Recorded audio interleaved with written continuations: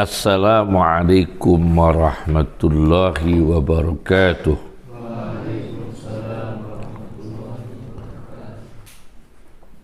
Bismillahirrahmanirrahim. Hamdalillah, salatan wassalaman ala sayyidina Muhammad ibn Abdullah Rasulillah wa ala man sahibah wa tabi'a hudah, amma ba'd.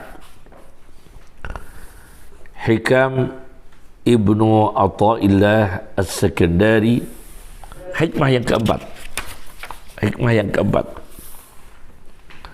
Ibnu Athaillah mengatakan, arif nafsaka minat tadbir fama qama bihi ghairuka anka la taqum bihi li nafsik. Arif ngepenakno sapa sira. Ngepenakno apa? Mengistirahatkan sapa sira nafsaka ing awak ira. Nafsaka ing awak ira. Istirahatkan minat tadbiri, saking mengatur.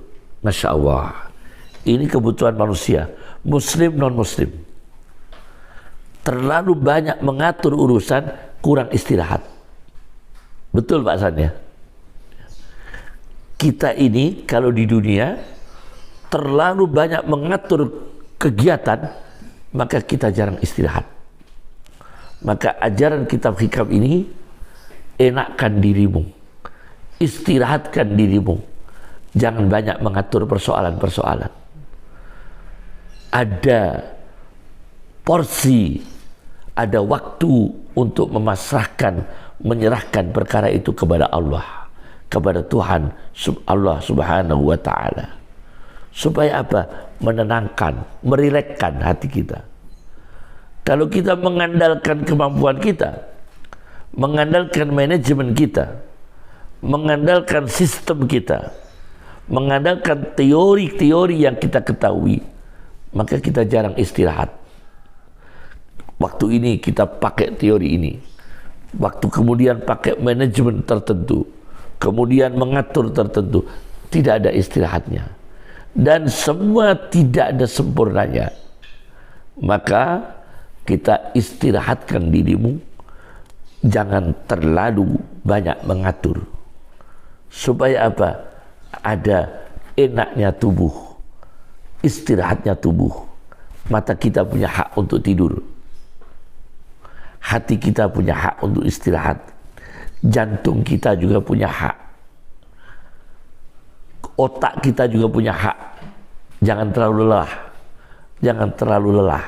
Kalau kita ngatur-ngatur terus, lelah terus.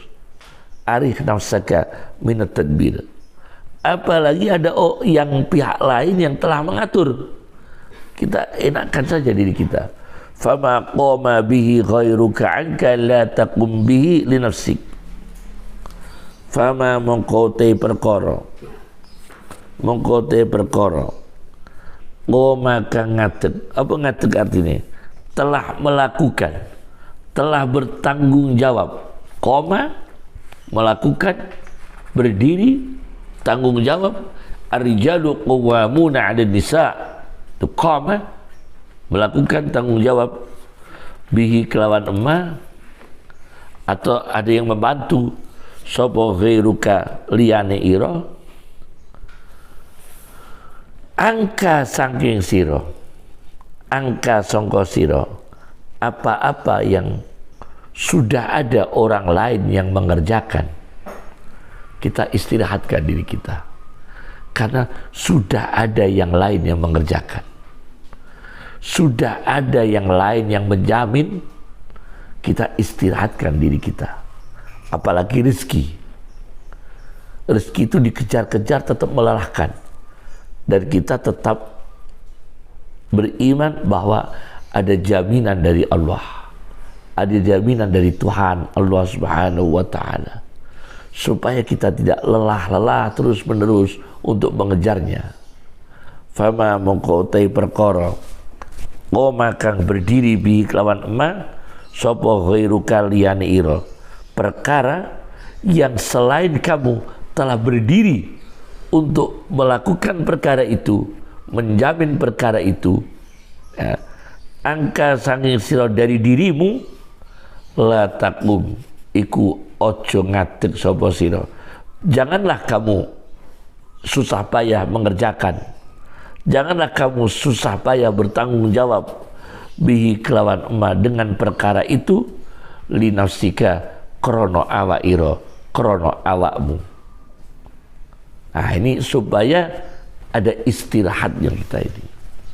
Maka rezeki bagaimanapun itu jaminan Allah. Bahkan saya pernah baca di kitab Gharaibul Quran wa Raghaibul Furqan, sebuah tafsir Al-Quran An-Naisaburi, di tepinya tafsir Jami'ul Bayan di Tabari, kebetulan tidak saya bawa, ada di perpustakaan saya, tafsir Gharaibul Quran wa Raghaibul Furqan karya An-Naisaburi, di tepinya tafsir Jami'ul Bayan At-Tabari yang terbitan lama. Saya punya tafsir At-Tabari itu dua, yang pakai tepi, yang tafsir Gharaibul Quran, ada Jami'ul Bayan yang nggak pakai tepinya, hanya kitab Jami'ul Bayan At-Tabari. Di situ ada keterangan dunia itu seperti bayang-bayang. Ad-dunya misudillik, dunia itu seperti bayang-bayangmu sendiri. Kamu kejar nggak bisa. Kamu bisa nggak ngejar bayang-bayangmu sendiri? Bayang-bayangmu lari, kamu kejar, bisa nggak? Nggak bisa. Kamu lari dari bayang-bayang juga nggak bisa. Lari nggak bisa, ngejar nggak bisa. Itu dunia. Jadi ya datang terus, insya Allah datang. Dunia ada saja rezeki itu. Lari dari rezeki yang nggak bisa, mencari sampai kemana-mana sempurna mendapatkan rezeki juga nggak bisa kalau nggak Allah mentakdirkan. Ad-dunya misudillik, dunia itu seperti bayang-bayangmu sendiri. Kamu mengejarnya nggak bisa, lari dari bayang-bayangmu sendiri juga nggak bisa. Nah, kemudian di dalam hikmah yang keempat ini, Az-Zarruq mengangkat satu hadis Nabi Sallallahu Alaihi Wasallam di Syarah Hikam Az-Zarruq, ulama besar yang ditahqiq oleh Profesor Abdul Halim Mahmud Syekh Azhar, mengangkat satu hadis Nabi Sallallahu Alaihi Wasallam dengan redaksi Inna Allaha ja'ala ar-rauh war-rahah fi ridha wal yaqin. Sesungguhnya Allah menjadikan rauh. Rauh itu enak. Ada yang memaknai raha ya ruhu rauh. Rauh itu enak. War-rahah istirahat. Fi ridha, kalau kita punya ridha. Ridha dengan takdir Allah. Ridha dengan keadaan. Ridha itu apa? Kita terima memang kondisi yang demikian. Kita ridho. Memang kondisi sekarang seperti ini, kita ridho. Tidak mengeluh, tidak mencaci maki takdir Allah. Fir ridha, ridha. Wal yakin, dan yakin. Itu enak, kata Rasulullah SAW. Ar-ruh wal-rahah, enak. Ternyata hadis ini saya temukan dalam kitab Al-Mu'jamul Kabir At-Tabarani. Jadi jangan gegabah mengatakan hikam itu tidak ada sunnah wal jamaah. Dalami dulu Quran hadisnya, kata per kata, dan bersumber dari Quran dan hadis. Ini saya mengkaji syarah saya sendiri. Ini kami mensyarah hikam dengan berbagai kitab-kitab syarah dan perpustakaan yang telah kami siapkan. Nah, insya Allah di dalam kitab Al-Mu'jamul Kabir karya At-Tabarani ini, di jilid 10 juga dikutip oleh Imam Qushairi. Nah, ini menarik. Ini literatur hadis, tapi dikutip oleh Imam Qushairi, Abdul Karim bin Hawazin Al-Qushairi, dalam kitabnya Ar-Risalatul Qushairiyah, mengambil dari hadis Al-Mu'jamul Kabir di Tabarani di jilid 10 halaman 215-216, Ya. Hadis nomor 10.514. Redaksinya berbeda sedikit dengan yang ditemukan oleh Syekh Zarruq.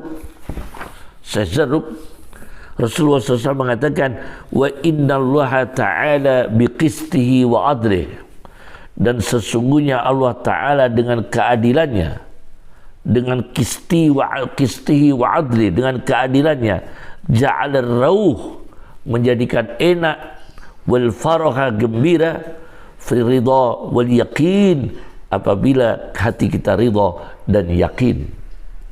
Ridha dengan apa yang telah diciptakan Allah di dunia ini, meskipun keadaannya bagaimanapun kita ridha.